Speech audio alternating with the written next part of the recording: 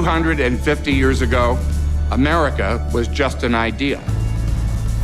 But the U.S. Army made it real. Battle by battle, brick by brick. We're gonna get this cleaned up for you. Generation by generation.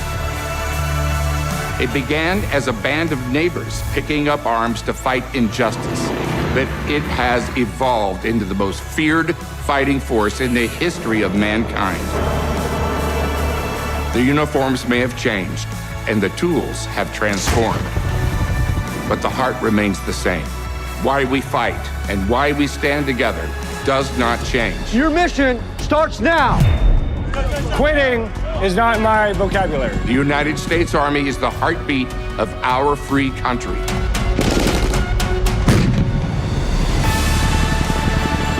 It's about loyalty. It's about duty and respect. I will lead by example. It is selfless service, honor, integrity, and personal courage. Tonight, we celebrate the Army's 250 years of service. This is your Army, and these are your soldiers.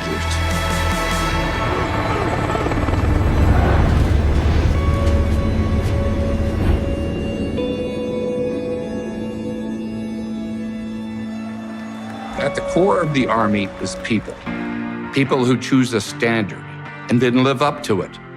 Training is how the Army transforms these people into soldiers, one hard day at a time. Position of attention, move! Half right, face, hand cannons! Hand cannons! Exercise! 1, 2, 3! 1, 2, 3! 2! 1, 2, 3! 3! Exercise! Every soldier's story begins here. It's called the first 100 yards. It's the opening crucible of basic training. Strangers learn to move as one, to think we before me, to trade comfort for discipline, and trade egos for respect. The first 100 yards is their true introduction to the United States Army, especially the infantry. Let's go! For them, it is their first dramatic indoctrination getting off the bus. This is the United States Army, this is the infantry of what I just signed up for. Shock and awe, it's meant to be chaotic, but we control all that chaos. Over the next 18 weeks, you will transform yourself from a civilian into an infantry soldier. Only if you have stepped into this journey. And you will begin your journey today by accomplishing your first Army mission.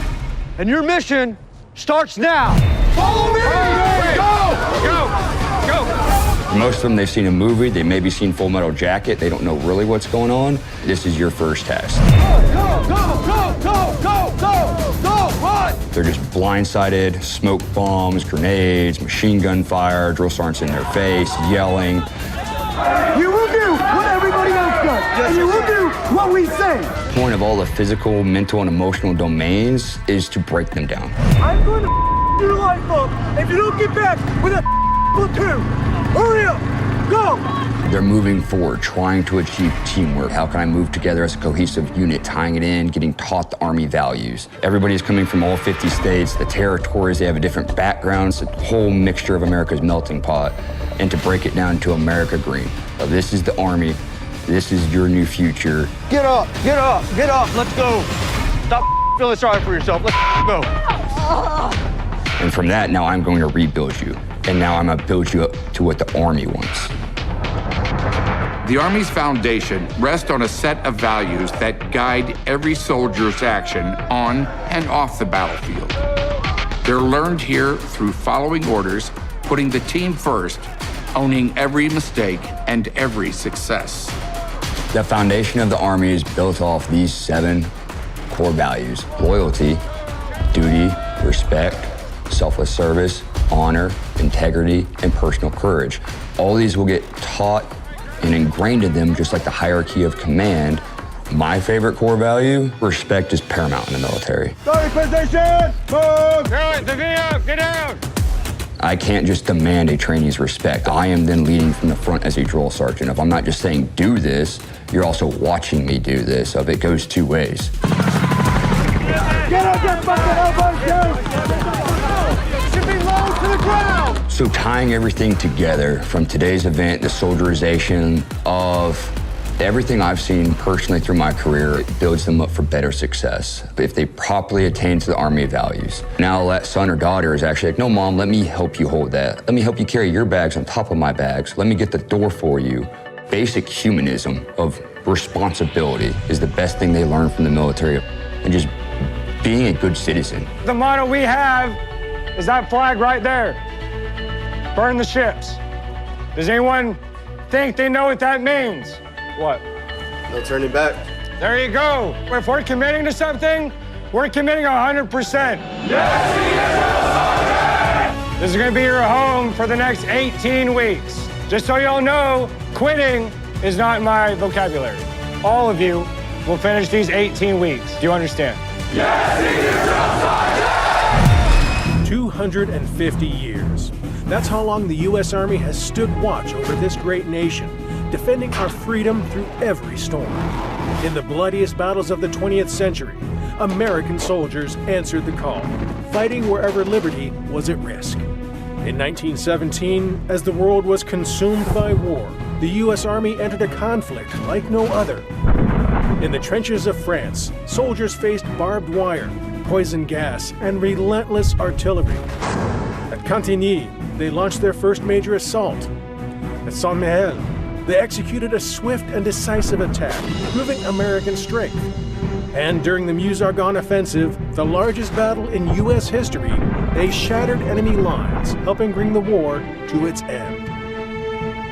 In 1941, when the world plunged into war yet again, the Army was ready.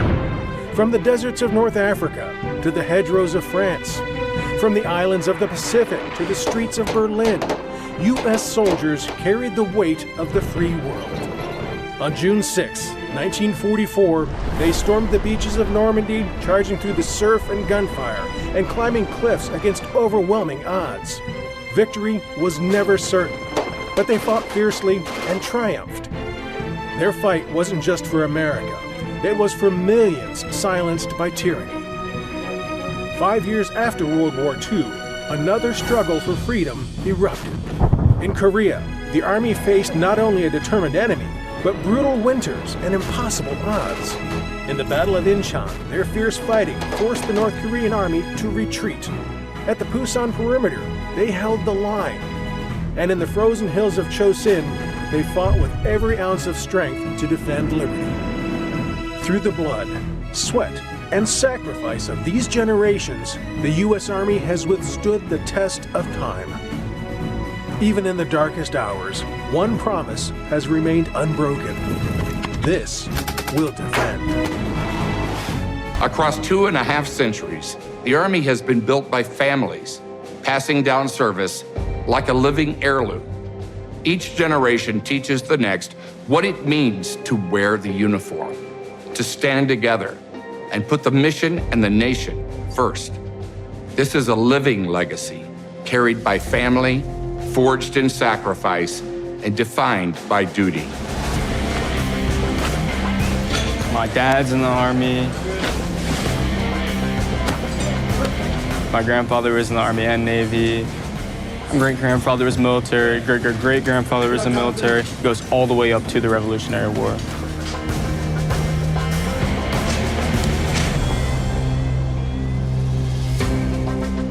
This incredibly unique family has ancestors who have fought in nearly every single American battle since the Revolutionary War.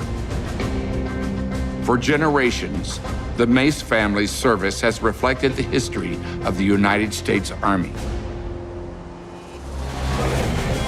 So do you guys know how far back our family history goes? I'm fortunate enough to be in a family of ordinary people doing extraordinary things. It was 6 great-grandpas ago, we're talking Revolutionary War. So Moses Stone was a soldier in the Revolution as a corporal in Captain Samuel Bernard's company, which marched on the Lexington Alarm of 19 April 1775. With the Revolutionary War specifically, there's a special connection for me because the Army Reserve is full of citizen soldiers. We're ordinary people. And when we talk about these people that were there at the Revolutionary War, These were not professional soldiers. These were people who were running their regular lives that then became soldiers in a time of need. Looks like us a little bit. He looks like George Washington. He does look a little bit like George Washington, but yeah. So in the Civil War, we got a couple people. Cornelius Stone Mace. There we go. He was from Maine. Yeah, so he was from the Union Army, and he fought in the Civil War. And then we have George Washington Light. George Washington Light. Your great aunt Suzanne found this metal box, opened it up, and it was full of letters that George Washington Light had written home to his dad during the Civil War. Yes, this is not a copy. This is actual paper from the Civil War, and this is his handwriting. It says, I hope that I will have the courage enough to stand the fire and not flinch from duty when called upon. He was really there. This isn't a story I'm reading in a book, it's a fictional. Here was a guy who was really going through it and being honest that we're all gonna be afraid, but I hope I can stand the fire and do my duty. Yeah. Talking about World War I, this is Jesse Hunter Newberry. This is your great-great-grandpa. He was in the 21st Balloon Company. Like a hot air balloon. Because back then to do reconnaissance, they didn't have radios, they didn't have planes that could move slowly with cameras to see what was going on. So they relied on balloons, and he's actually buried in Arlington. 2 decades later, the world was at war again. The lessons learned in the skies over Europe had reshaped the Army. It had now become a modern force ready to meet a new global challenge. This is your great-grandpa. And that's Lloyd Eldon Mace. My dad was Army Air Force. In World War II, he was an experienced combat pilot. Yeah. When my dad was shot down, he was missing in action. The Secretary of War desires to express his deep regret that your son, First Lieutenant Lloyd E. Mace, has been reported missing in action. But 4.5 months later, the Chinese underground, who kept him hidden for 4.5 months, bring him back, all well and safe. We actually have the telegram saying, all is well, I'm back. And so that's just, again, so real to feel these papers in your hand, you know. Robert's father, Lloyd Mace, would continue to serve during the Korean War, and his brother served in Vietnam. Purple Heart you get when you get injured. Yep. And he survived. And Granddad had a Purple Heart as well. Yep. I also always wanted to fly. My dad flew. My uncles flew. This is me in my beret when I was with the 82nd Airborne Division. Matthew and his brother Brandon served throughout the War on Terror, doing tours in Iraq, Kuwait, and Afghanistan. I felt a desire to serve. I felt that if it's something that I could do, that I should do it. So the newest military member of our family is my son Thor. And I will support and defend. And he made the choice before he even graduated high school. This is my dad when he was a kid. So what do you think he wanted to be when he grew up? A pilot. A pilot. So obviously this is what he wanted to do. Follow your dreams. If there's something you want to do, you can do it. Yeah. Selfless service means showing up without your name in lights. Our soldiers don't step forward for applause or vanity. They do it for the teammate beside them, the families they'll never meet, and a nation that relies on them. Within the world of special operations, most of what they accomplish will never make headlines. Missions that begin in darkness and end without credit. Their success is measured in lives saved, threats avoided, and teammates brought home, not in public recognition. This is the true meaning of selfless service. I remember 9/11 vividly, and I told myself I would sooner fight and die in a foreign land before another American is killed on American soil. The 160th, it's the premier aviation organization in the world with helicopters. If it's special operations, we're working with them to provide precision rotary wing support. And a lot of what we do is going to be at night. It is what we call graduate level flying. Born from the lessons of a failed 1980 hostage rescue, the 160th Special Operations Aviation Regiment, known as the Night Stalkers, was activated to give U.S. Special Operations units their own elite air support. For over 4 decades, the Night Stalkers have built a legacy of flying when others cannot, often under the cover of darkness. There's one mission that really sticks out. We're overseas, we put in a ground force, and we're getting shot at on infill. It was craziness on the ground, and we had a young soldier that got shot. And so I was actually flying the casualty evacuation bird. And if you're injured, we were coming in, come hell or high water. I put the coals to it, getting there as fast as I can. I had a chase bird. I told him to drop off about 4 miles from the target area. We had our rotary wing fire assets overhead, and I'm talking with them. It was a north-south running valley, and he asked, are you coming north to south or south to north? I go, bro, I'm coming in west to east. I'm coming in hot, and get out of my way. And he's like, okay. And I came over this ridge line, and it looked like a fireworks show with a Pink Floyd concert. Tracers and AAA and lasers and everything everywhere. I told my crew chiefs in the back, just don't even touch your door guns. There's friendlies all over the target area. Our priority is to get this guy. We swooped in, we were on the ground less than 90 seconds, loaded the young guy up, took off, put the coals to it again. We just went as fast as these aircraft will go and got the guy to the hospital.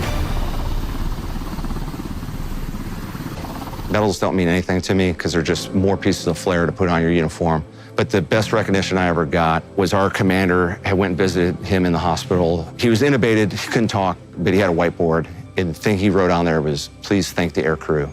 That's all I needed, and I was ready to go do more.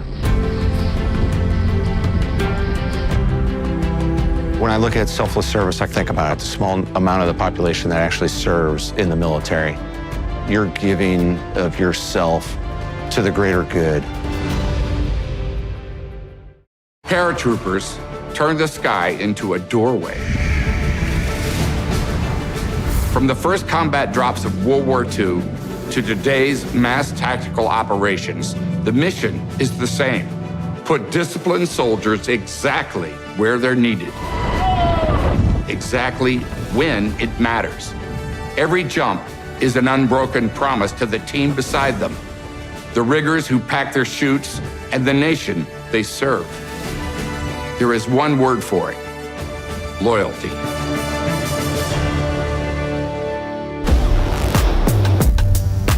The purpose of the airborne is to be able to project power behind enemy lines with speed, surprise, and audacity, dropping men and women from the sky in parachutes. And we can do that anywhere we can get our airplanes, behind, beside, in front of enemy lines, and be able to drop massive combat power in a moment's notice.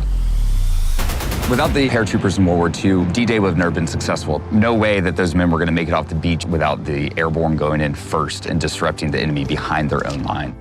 As a kid, I had very clear understanding that my grandfather served in a war long before. He joined the Army shortly after Pearl Harbor and joined the paratroopers for the adventure.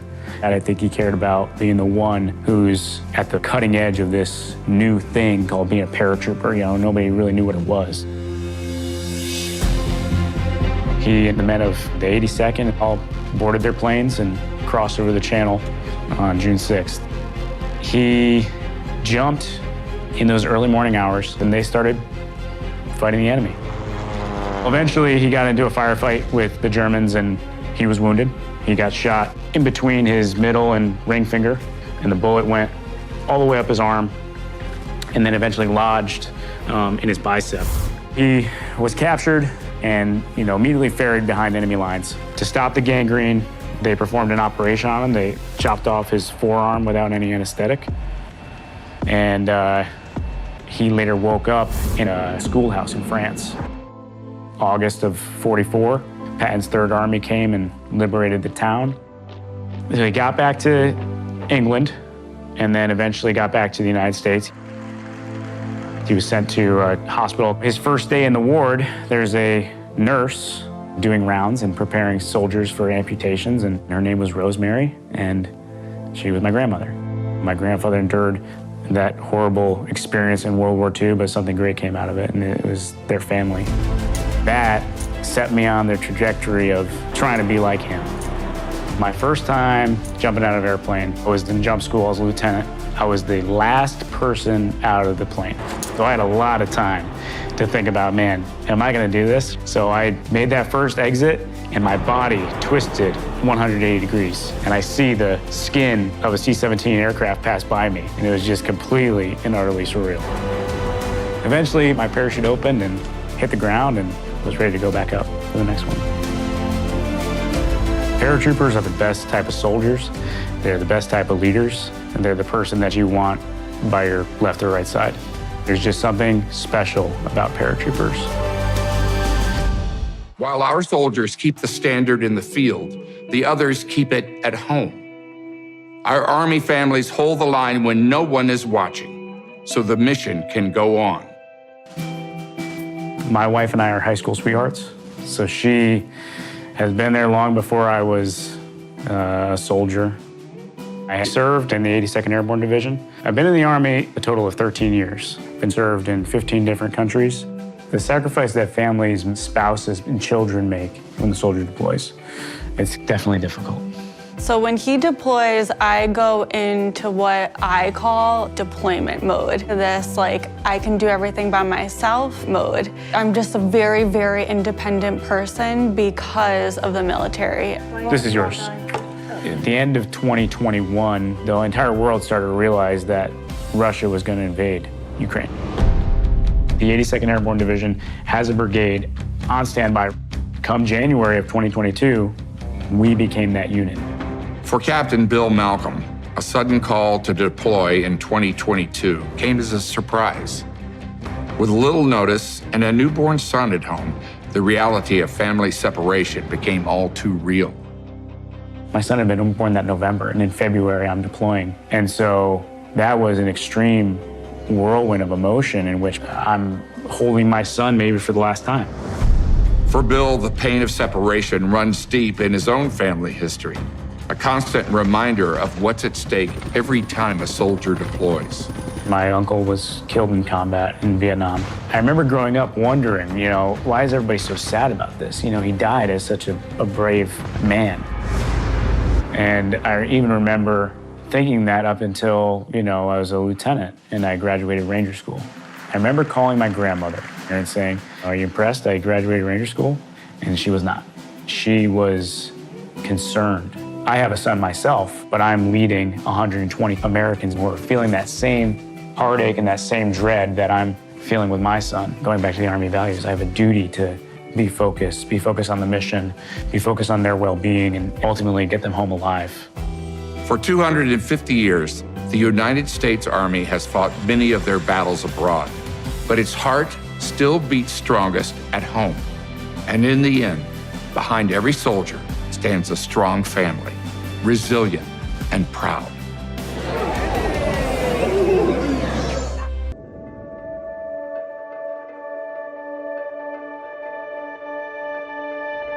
Personal courage isn't a moment.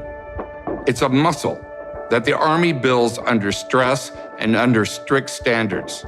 But those lessons don't end at the gate. They become a lifetime set of values, steady under pressure, grounded in integrity, ready to do what's right when it's hard. I asked my good friend, Jamie Lee Curtis, who lives on the edge of the fires in Los Angeles, to speak to this story. It was January 7th, 2025, and my city was on fire. We're surrounded by flames right near Palisades Charter High School, several homes on fire. We are in Altadena. This is an incredible wind-driven fire. There are so many homes here in danger. It has quickly exploded into more than 200 acres, and it keeps growing.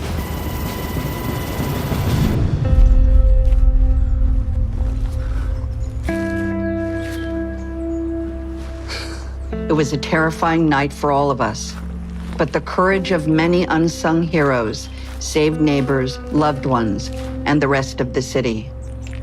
You got 72 years of history here. all my mother's pictures when she was a kid, my grandparents, my aunties. Everybody grew up here. My name is Wes Griffin III. Everybody usually calls me Big West. I was born and raised in Altadena. That was home. That night of the fire, there are no lights. I could see Eaton Canyon, the glow, ambers flying all through the air. The fire was jumping across the ridge towards my side. I knew it's time to go. Before I left my house, I asked Jesus, excuse me, asked Jesus to save my mother's house. If it's your will, God, save my mother's house. It wasn't in God's will. He had something else planned. The atmosphere was survival mode. But one of the things I learned in the Army, leave no man behind. Real simple. My neighbor came up to me and, can you help my father? It hit me because he's paraplegic. And I got in my vehicle, came back up to the war zone, saw him laying in the bed with this look on his face like, Wes, can you help me? Yes, sir, yes, I can. And let God use me and give me the strength that I needed to lift him from ground zero to the back of a SUV. Probably about 30 minutes later, the house burnt down. Out of all the disaster areas you've been to, does this compare to This is probably the worst. Really, Colonel? Yeah. Yeah, because it's like a war zone. It's like a war zone. Sure is. And I'm thankful for the Army Corps of Engineers to help me in my situation. Yeah. So Okay. I appreciate that. Yeah, absolutely. When there's a disaster, the Army Corps is called into action to help remove this fire ash and debris from these parcels, yours being one of them. Somewhere on the order of 13,000 properties were consumed by this fire. So the scale is enormous in terms of property, the loss of lives.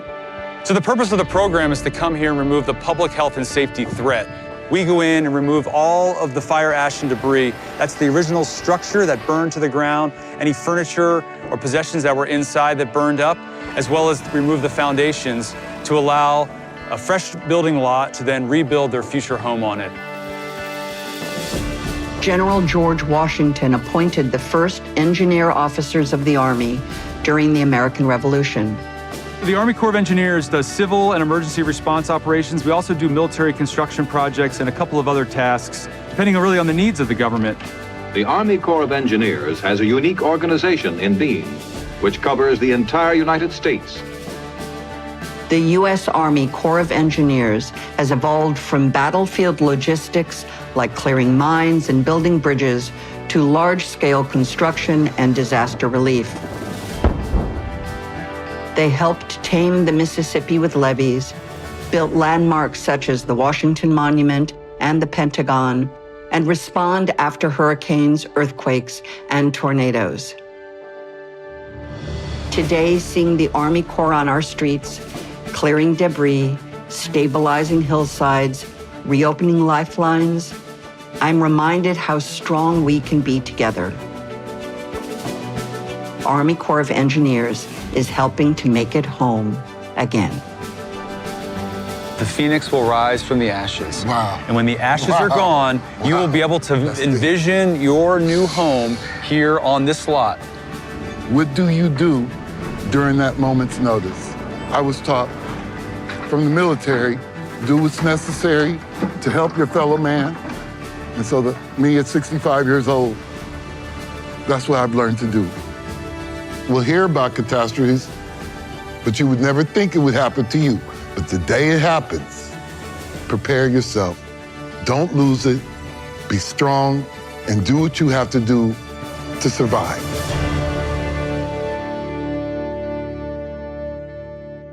The 75th Ranger Regiment is America's premier special operations unit. Fast, precise, and relentless. It's worth remembering that every Ranger is a volunteer. They volunteer first for the Army, then for Airborne, then for Ranger training, and again for Ranger Regiment. Few of us can grasp that degree of commitment. To me, that's integrity in its highest form. My name is Staff Sergeant J. Mark Johnson. We here at Hunt Army Airfield in Savannah, Georgia, with the 75th Ranger Regiment. J. Mark Johnson, 6 points. I've been playing football since I was in first grade. Pop Warner, then high school, then earning a scholarship to Jackson State University where I played college ball. And then I ended up getting drafted in the 6th round from the Minnesota Vikings in 2008. My main position was wide receiver, but I got drafted as a punt returner. So I was a return specialist. The last team I played for was the Arizona Cardinals. And I had to make a decision because football always provided the physical challenges. School, that provided the mental challenge. So I wanted to go back to school, finish my 2 master's degrees, and started my PhD program. And then we were trying to figure out something that can satisfy both of my needs. And I was talking with my older brother, and special operations came up. And when it's all said and done, it was the Ranger Regiment. It was the best fit for me. Their missions: seize airfields, conduct high-risk raids, capture or eliminate high-value targets anytime, anywhere, in any weather. So when I went to basic, I believe I was 34. I was considered the old man there. But by beat men running, by beat men push-ups, not even the drill sergeants. I wasn't considered the old man no more. And then 37, while I was in Ranger school, the amount of things I had to overcome, it was very challenging and rewarding once I did it. One of my greatest accomplishments in my life, outside of my kids, is not being drafted to the NFL. It's graduating Ranger school. The Ranger Regiment challenged me physically and mentally at the same time. To jump out of planes, to shoot guns. They are paying me to do those things. It's a dream job. Built on small team discipline and trust, they are among the most lethal and precise units in the world. Integrity, especially in this organization, is everything. We gotta be able to trust you to do the right thing. And if you can't trust in this organization, you're gonna get someone hurt or worse. When we go on deployments or we go on any type of training events and things like that, we are worried about, number one, mission success, but also taking care of the brother that's to your left, that's to your right. You have to love being around each other. I mean, it's a brotherhood like no other. You're serving the people of our country. You're not just serving yourself. Once you make it to the NFL level, everybody tries to make the Hall of Fame. One thing we got here is our wall of honor, and that's the brothers that we lost, whether it's killed in action, killed in training. I get chills walking through certain hallways on this installation, and I see the pictures and the names of my fallen comrades. We can't live forever. We gotta go someday. And I'll be proud one day that my picture will be on that wall. It's like, this is the Hall of Fame I want to be a part of. For 250 years, the U.S. Army has defended its people, land, and the American way of life. At the dawn of our nation, farmers, craftsmen, and patriots stood against the mightiest empire in the world. These citizen soldiers took up arms to fight for independence and prevailed.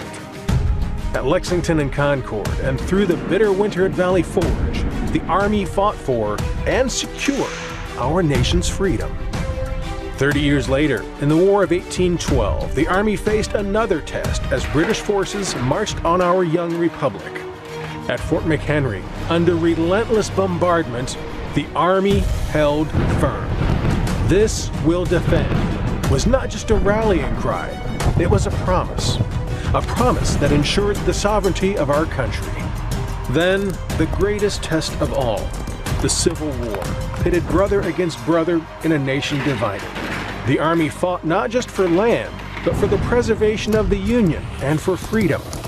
At Gettysburg, at Antietam, and beyond, they defended their belief in a unified country, which shaped the future of our nation. In the bloodiest battles of the 20th century, American soldiers answered the call, fighting wherever liberty was at risk. In 1917, as the world was consumed by war, the U.S. Army entered a conflict like no other. In the trenches of France, soldiers faced barbed wire, poison gas, and relentless artillery.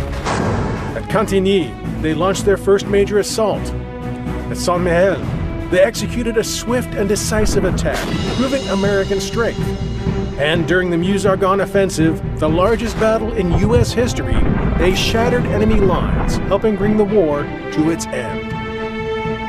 In 1941, when the world plunged into war yet again, the Army was ready. From the deserts of North Africa to the hedgerows of France, from the islands of the Pacific to the streets of Berlin, U.S. soldiers carried the weight of the free world. On June 6, 1944, they stormed the beaches of Normandy, charging through the surf and gunfire and climbing cliffs against overwhelming odds. Victory was never certain, but they fought fiercely and triumphed. Their fight wasn't just for America. It was for millions silenced by tyranny.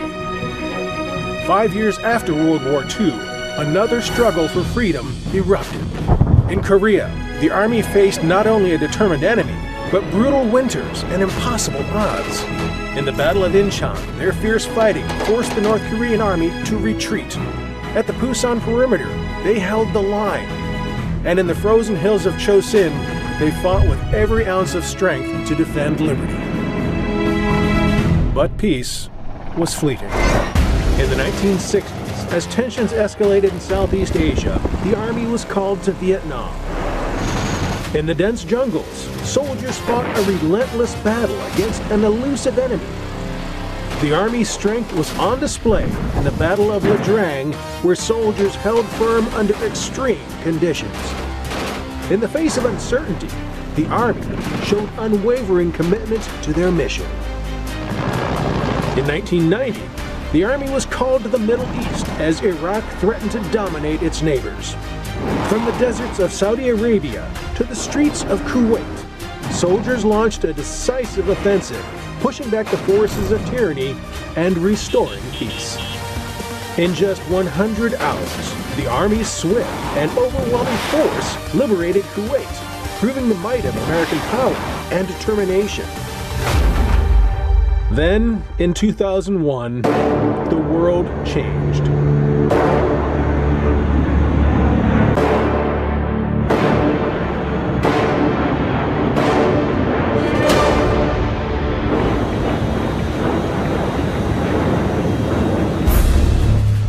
The attacks on September 11th set in motion a new era of conflict.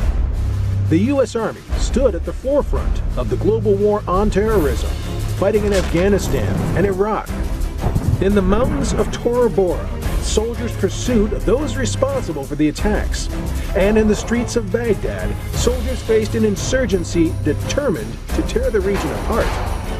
Their commitment never wavered as soldiers confronted each new trial, ensuring the security of America and its allies in a world that had been forever altered. The nature of war changed, and so did the Army. Today, the Army stands ready for whatever is next. Faster, smarter, and more lethal than ever. Battle-tested and constantly evolving, today's Army thrives under pressure.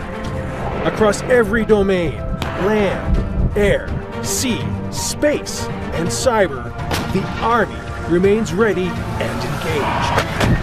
Through training and transformation, the Army ensures soldiers are equipped, empowered, and prepared to win against any adversary. Artificial intelligence and advanced weapons are changing the way we fight. But our foundation stays the same, the warrior ethos. Mission first. Never quit. Never accept defeat. Never leave a fallen comrade. Wherever the need, soldiers show up to fight and to serve, ensuring the safety and security of the nation.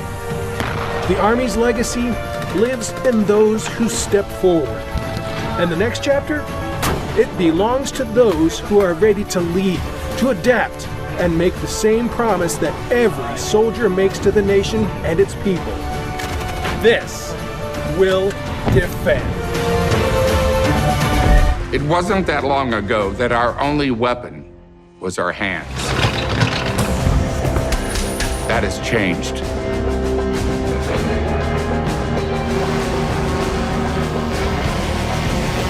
The Army of tomorrow will move faster and see farther.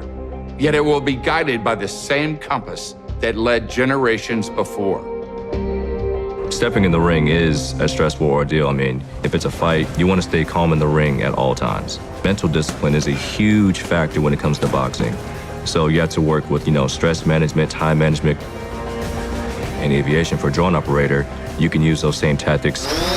I am a UAS drone operator. I came from field artillery to this job on the basis of just wanting a bigger challenge, wanting to pick up more skills. So I saw overall aviation as that challenge, a way to push myself forward both physically and also mentally. A constant evolution in the Army's technological advantage has occurred since the Revolutionary War. In the 250-year history of the Army, we have seen a lot of different innovations in tactics. In the Revolutionary War, one thing that gave us the edge over the British was their ability to incorporate guerrilla tactics against a traditional line style of fighting. Then in World War I, we switched to machine guns and trench warfare. Then around Desert Storm, we saw a switch to digital battle tracking so that a commander for the first time can know exactly where his units are in time and space. Some of the tools of the Army of 2040 are AI and unmanned drones, meant to reduce the risk to soldiers' lives. So what we're looking for is an army that is very innovative and adaptable. We want to field a lot of new technologies that increase the survivability of soldiers. The revolutionary effort is led by specialized units called TIC units, or Transformation in Contact. The goal of Transformation in Contact is to iterate quickly on new technology. We give it to soldiers, test it out, to give us feedback, implement changes, and then codify how we will employ these technologies. The technology is advanced, but success still relies on the focused, disciplined soldier. With the advent of technology, I think that this Army is going to continue to be able to shoot, move, and communicate better, but the soldier is going to get better and better and better. The Army is not steel or strategy. It's people. It is citizens who raise their right hand and promise to serve something greater than themselves. The saying, "This will defend," is the motto of the Army. The "this" of "this will defend" for me is the Constitution, because the Constitution guarantees all of the goodwill that this country enjoys. When you go home, you look at your wife or your kids or your family, but that is this, of the American dream. The biggest moment of why I understood being a soldier was of an old man pointing to the flag patch on my shoulder and saying, "Thank you." I'm grateful for the opportunity that I've had to serve in the Army.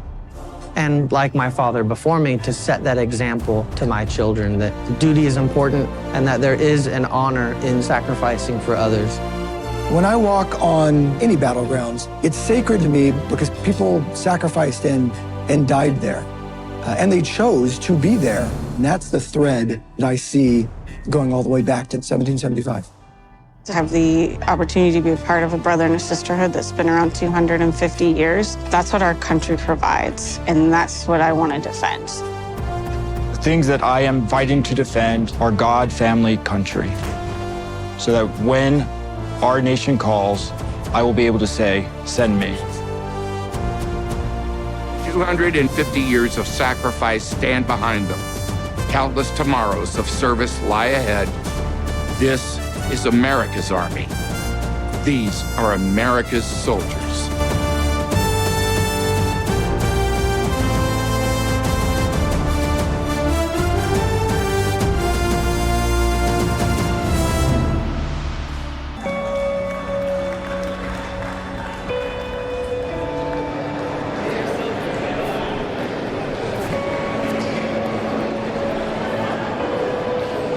This concert is for you. It's to celebrate the soldiers all the way back to 1775 through today. And it's to celebrate the Army's 250th birthday of serving this nation and defending this nation. With all that said, give it up for Mr. Gavin DeGraw.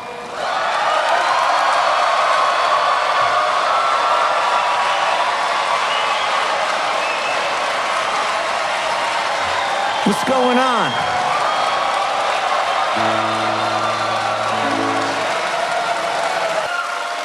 I'm here because my grandfather was a soldier, and my father was a soldier, so that I could be a poet. That's why I'm here. So thank you for your service.